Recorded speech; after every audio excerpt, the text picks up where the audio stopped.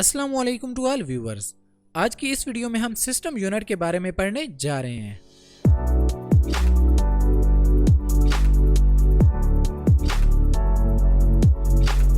आमतौर पर system unit दो तरह की शेप में होता है, टावर या desktop.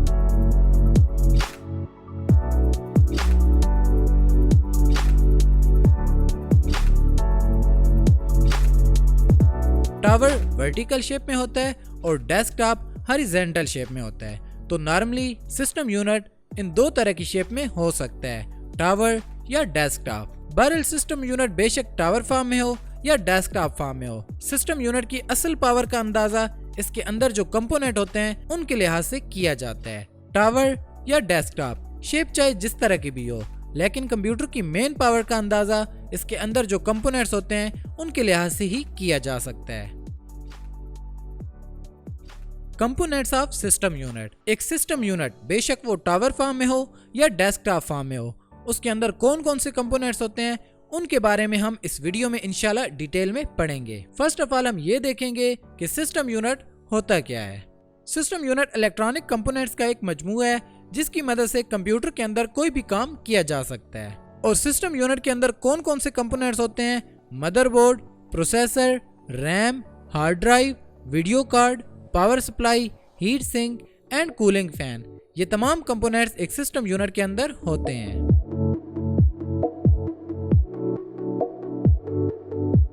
Components of a system unit. System unit is a set of electronic components of a computer that provide the proper its operating. System unit electronic components का एक मजमूआ है जिसकी मदद से कोई भी काम कंप्यूटर के अंदर ऑपरेट किया जा सकता है। और कौन कौन से सिस्टम यूनिट के अंदर कंपोनेंट्स होते हैं? Motherboard, processor, RAM, hard drive, video card, power supply, heat sink and cooling fan. Motherboard को मेन बोर्ड भी कहते हैं। कंप्यूटर के साथ जितनी भी डिवाइसेस अटैच की जाती हैं वो आमतौर पर मदरबोर्ड के साथ ही अटैच होती हैं।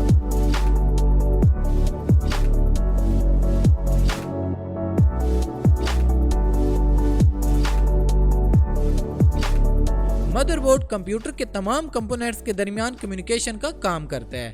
कंप्यूटर में जितने भी कंपोनेंट्स होते हैं उनका आपस में राब्ता मदरबोर्ड की वजह से ही होता है, इसी वजह से इसे मदरबोर्ड कहते हैं। ये एक इलेक्ट्रॉनिक प्रिंटेड सर्किट बोर्ड है। इस मदरबोर्ड के ऊपर भी काफी सारे कंपोनेंट्स लगे होते हैं। इसके अलावा कुछ एक्स्ट्रा कंपोनेंट्स भी इसके साथ अटैच किए जाते हैं। तो इस तरह से कंप्यूटर के साथ जो भी डिवाइस हमने अटैच करनी हो वो दरअसल हम डायरेक्टली मदरबोर्ड के साथ ही अटैच करते हैं। मदरबोर्ड के साथ जो जो कंपोनेंट अटैच होते हैं उनमें सबसे मेन है माइक्रो प्रोसेसर, जिसे आमतौर पर CPU भी कहते हैं। CPU या सेंट्रल प्रोसेसिंग यूनिट ये सबसे मेन कंपोनेंट है जो मदरबोर्ड के साथ अटैच होता है। इसके अलावा RAM, hard disk, keyboard, mouse, CD या DVD ड्राइव या कोई भी कंपोनेंट जो होता है वो कंप्यूटर के साथ मदरबोर्ड के जरिए ही अटैच होता है। और मदरबोर्ड का मेन काम क्या है? मदरबोर्ड का मेन काम कंप्यूटर के साथ जितने भी कंपोनेंट्स होते हैं उनका आपस में कम्युनिकेशन या राब्ता करवाना, ये मदरबोर्ड का मेन काम है। कंप्यूटर के साथ जितनी भी डिवाइसेस अटैच की जाती हैं जैसे कीबोर्ड, माउस, प्रिंटर या स्कैनर, इन तमाम डिवाइसेस को पेरिफेरल्स कहा जाता है। तो कोई भी पेरिफेरल जो हमने कंप्यूटर के साथ अटैच करना है वो दरअसल हम मदरबोर्ड के साथ ही अटैच करते हैं।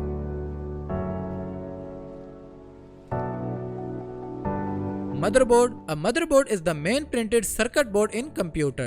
It holds and allows communication between many of the electronic components of a system, such as the central processing unit and memory, and provide connectors for other peripherals. Motherboard एक main printed circuit board है जो कि computer के तमाम components के दरमियान communication करवाता है। इसके अलावा मुख्तलिफ जो कंपोनेंट्स हैं जैसे सेंट्रल प्रोसेसिंग यूनिट CPU या मेमोरी यानी कि रैम, ये तमाम भी मदरबोर्ड के साथ ही अटैच होती हैं। मजीद ये कि एक्सटर्नल डिवाइसेस जिनको हम पेरिफेरल्स भी कह सकते हैं वो भी आमतौर पर मदरबोर्ड के साथ ही अटैच होते हैं। पोर्ट्स को हम एक तरह से वे या रास्ता भी कह सकते हैं। इन पोर्ट्स के जरिए कंप्यूटर के साथ हम एक्सटर्नल डिवाइसेस अटैच कर सकते हैं और एक्सटर्नल डिवाइसेस को हम पेरिफेरल्स भी कह सकते हैं। इन पेरिफेरल्स में keyboard, mouse, LCD, printer, scanner या मजीद मुख्तलिफ किस्म के जो भी पेरिफेरल्स हैं वो आमतौर पर इन पोर्ट्स के जरिए ही हम कंप्यूटर के साथ अटैच करते हैं और ये जो पोर्ट्स हैं ये आमतौर पर मदरबोर्ड पर मौजूद होती हैं और इस तरह से कोई भी डिवाइस हमारे कंप्यूटर के साथ अटैच हो जाती है।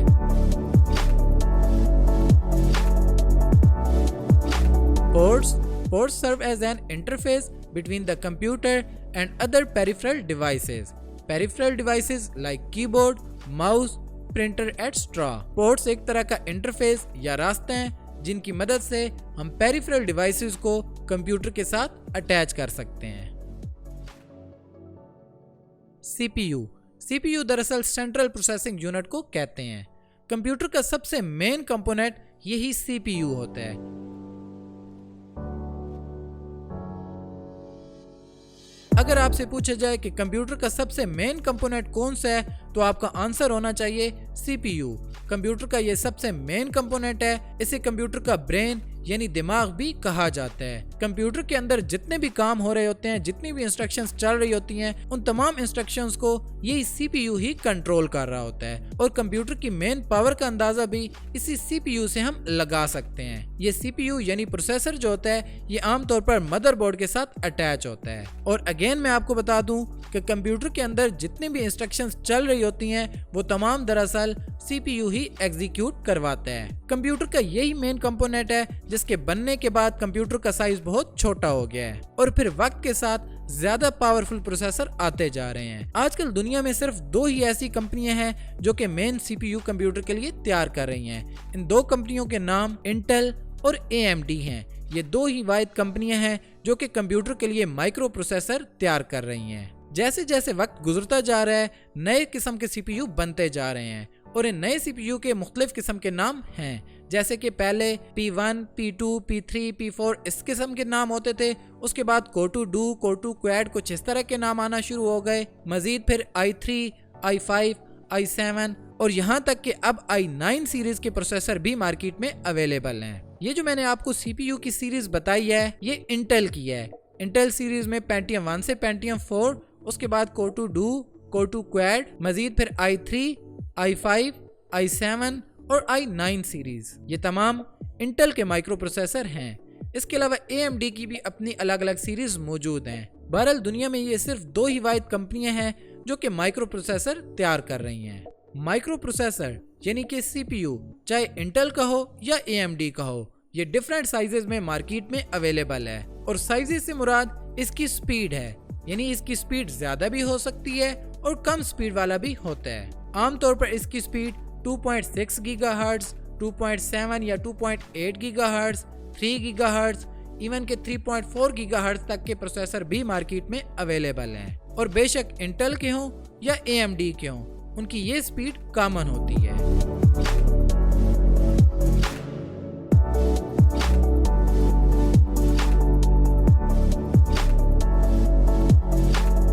CPU, a central processing unit, also called a central processor, main processor, or just processor, is the electronic chip within a computer that execute instructions that make up a computer program. Computer के अंदर जितनी भी instructions होती हैं वो यही micro processor ही उनको execute करवाता है और वो इंस्ट्रक्शंस बनती कैसे हैं वो कंप्यूटर प्रोग्राम्स के जरिए बनाई जाती हैं। आगे इंशाल्लाह हमारा कंप्यूटर सॉफ्टवेयर से मुतल्लिक जो टॉपिक होगा उसमें हम कंप्यूटर प्रोग्राम से मुतल्लिक पढ़ेंगे। RAM stand for random access memory. ये कंप्यूटर की मेन मेमोरी है और कंप्यूटर की स्पीड का अंदाजा रैम के लिहाज से भी लगाया जाता है।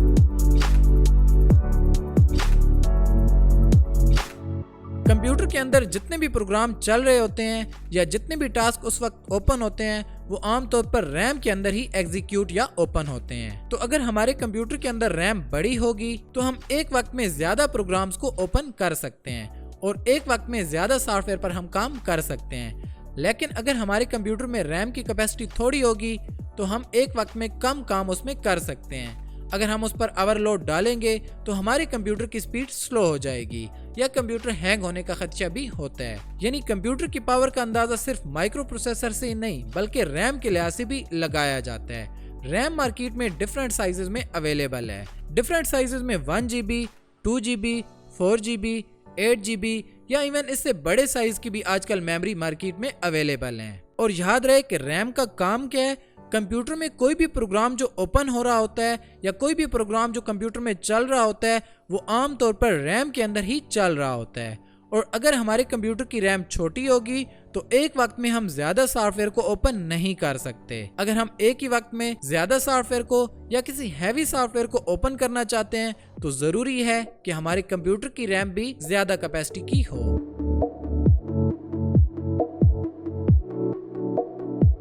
RAM, random access memory, is a form of computer memory typically used to store working data। यहाँ पर अब वो बात आ गई है, यानी जो काम हम कंप्यूटर में कर रहे होते हैं या जो सॉफ्टवेयर हम इस्तेमाल कर रहे होते हैं वो आमतौर पर रैम के अंदर स्टोर होता है। Available in different sizes. Hard disk के बारे में आप ऑलरेडी बाखूबी वाकिफ हैं। हार्ड डिस्क कंप्यूटर के अंदर एक परमानेंट स्टोरेज डिवाइस है। अपना डेटा परमानेंट कंप्यूटर के अंदर सेव करने के लिए हम हार्ड डिस्क को इस्तेमाल करते हैं और हमारा जितना भी डेटा होता है वो हम हार्ड डिस्क के अंदर ही स्टोर करते हैं ताकि हम उस डेटा को फ्यूचर में इस्तेमाल कर सकें। हार्ड डिस्क एक मैकेनिकल डेटा स्टोरेज डिवाइस है। इसके अंदर जो प्लेट्स होती हैं, एक राउंड शेप की इसके अंदर प्लेट्स होती है जिसके अंदर हमारा डेटा स्टोर होता है। और वो जो राउंड शेप की प्लेट होती है वो आमतौर पर मैग्नेटिक मटेरियल से कोट की गई होती है, यानी उस प्लेट पर मैग्नेटिक मटेरियल की तह इस्तेमाल की जाती है। हार्ड डिस्क को मैकेनिकल स्टोरेज डिवाइस इस वजह से कहते हैं क्योंकि इसके अंदर जो प्लेट होती है वो मूव करती है और उस प्लेट के ऊपर एक हेड होता है जो उससे डेटा रीड करता है और राइट भी करता है, और वो हेड भी उस प्लेट के ऊपर मूव करता है। तो इस तरह से मूविंग पार्ट्स होने की वजह से एक हार्ड डिस्क को हम मैकेनिकल स्टोरेज डिवाइस कहते हैं। और हार्ड डिस्क मार्केट में मुख्तलिफ साइजेस में अवेलेबल है।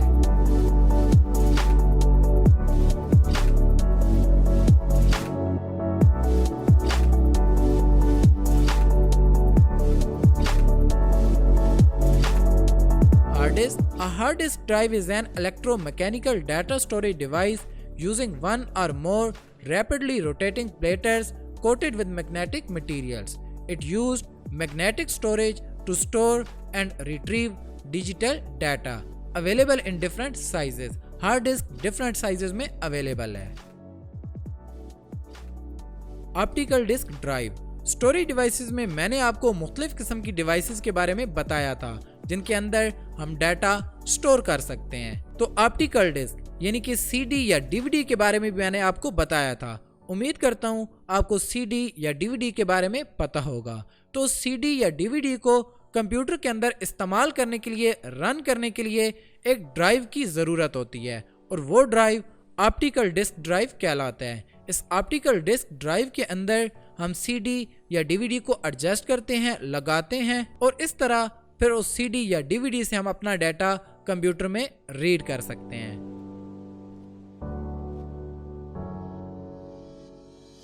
Optical disk drive in computing.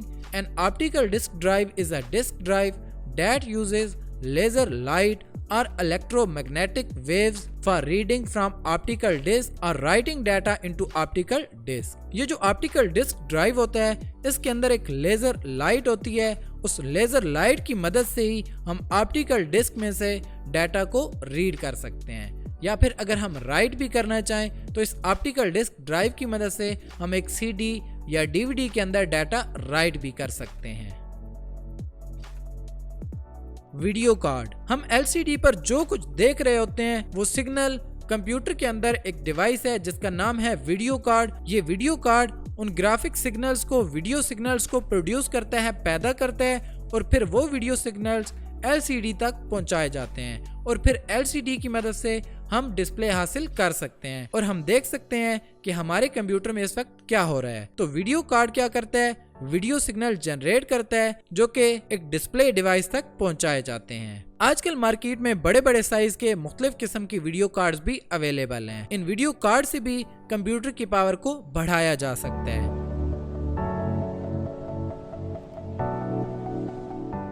Video card. A video card is an expansion card which generates a feed of output images to display device.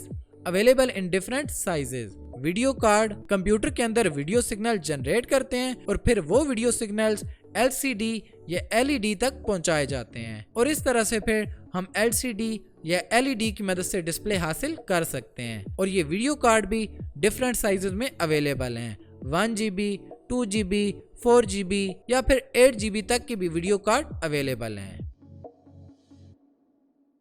Power supply system unit के अंदर चूंकि जितने भी components होते हैं वो सारे DC वोल्टेज यानी कि डायरेक्ट करंट पर चलते हैं, लेकिन हमारी जो मेन इलेक्ट्रिसिटी होती है वो AC वोल्टेज यानी कि अल्टरनेटिंग करंट होती है। तो कंप्यूटर के अंदर इलेक्ट्रॉनिक सर्किट को चलाने के लिए हमें DC वोल्टेज की जरूरत होती है। तो इस पावर सप्लाई की मदद से हम AC वोल्टेज को DC वोल्टेज में कन्वर्ट करते हैं और उसके बाद इन DC वोल्टेज को कंप्यूटर के मुख्तलिफ कंपोनेंट्स तक पहुंचाते हैं और इस तरह फिर कंप्यूटर के अंदर मुख्तलिफ जो कंपोनेंट्स होते हैं वो चल सकते हैं। पावर सप्लाई का क्या काम है? AC वोल्टेज को DC वोल्टेज में कन्वर्ट करना। और ये पावर सप्लाई भी मुख्तलिफ किस्म की कैपेसिटी में अवेलेबल है। इसकी कैपेसिटी से मुराद है इसकी पावर, और पावर इसकी वाट में होती है, यानी कि 350 वाट, 350 वाट की हो सकती है, 400 वाट की हो सकती है, 500 वाट की हो सकती है, इवन के 700 या इससे ज्यादा पावर वाली पावर सप्लाई भी अवेलेबल है। और इसका मेन काम क्या है? AC वोल्टेज को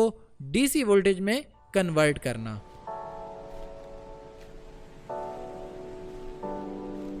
power supply, a power supply unit converts main AC to low voltage regulated DC power for the internal components of a computer। Computer के अंदर जो कंपोनेंट्स हैं उनको DC वोल्टेज देने के लिए हम पावर सप्लाई को इस्तेमाल करते हैं। Heat sink and cooling fan, computer के अंदर जो इंटीग्रेटेड सर्किट होते हैं, माइक्रो प्रोसेसर जो है उसे भी हम इंटीग्रेटेड सर्किट ही कह सकते हैं, यानी वो भी एक IC को मिलाकर ही बनाया गया है, तो वो भी एक तरह का इंटीग्रेटेड सर्किट ही है। तो कंप्यूटर के अंदर जितने भी इंटीग्रेटेड सर्किट हैं, जैसे जैसे हम कंप्यूटर को इस्तेमाल करते रहते हैं तो वो काफी ज्यादा हीट अप होते हैं। तो उनकी हीट को कम करने के लिए इंटीग्रेटेड सर्किट के ऊपर एक धात सी इस्तेमाल की जाती है जो कि आई थिंक एल्यूमिनियम की होती है, और ये धात आमतौर पर उन इंटीग्रेटेड सर्किट के ऊपर लगाई जाती है। ये हीट सिंक उन इंटीग्रेटेड सर्किट की हीट को अपने अंदर अब्जॉर्ब जज़ब कर लेता है और फिर इस हीट सिंक को ठंडा करने के लिए इसके ऊपर एक फैन लगाया होता है और ये फैन हीट सिंक को फिर ठंडा करता है। इस तरह से कंप्यूटर के अंदर जितने भी इंटीग्रेटेड सर्किट होते हैं उनको गर्म होने से बचाया जा सकता है। अगर हीट सिंक या कूलिंग फैन कंप्यूटर के अंदर ना लगाए जाएं तो हमारे कंप्यूटर के अंदर जो इंटीग्रेटेड सर्किट होते हैं वो ओवर हीट होकर जल भी सकते हैं। तो इस तरह से एक कंप्यूटर को ठंडा रखना भी जरूरी है। खासकर कंप्यूटर के अंदर जो इंटीग्रेटेड सर्किट हैं उनको ठंडा रखना जरूरी है। मुख्तलिफ किस्म के हीट सिंक और फैन जो लगाने का मकसद यही है कि उन इंटीग्रेटेड सर्किट को कूल किया जा सके।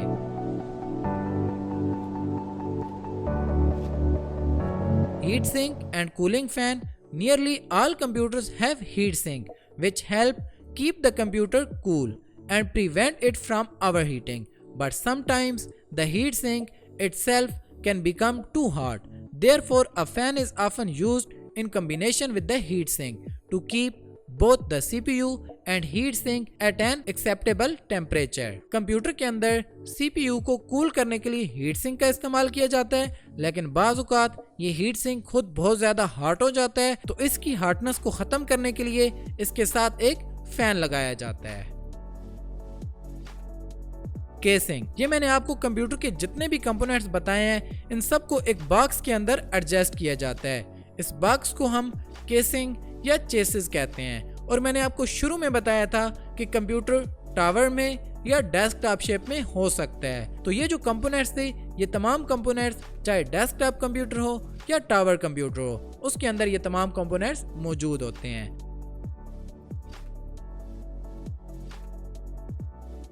Casing, a computer case also known as computer chassis, tower or desktop system unit or cabinet is the enclosure to contain most of the components of a personal computer। Computer के अंदर ये जो casing होती है जिसे cabinet भी कहते हैं, कंप्यूटर के जितने भी कंपोनेंट्स होते हैं वो इसके अंदर अटैच किए जाते हैं।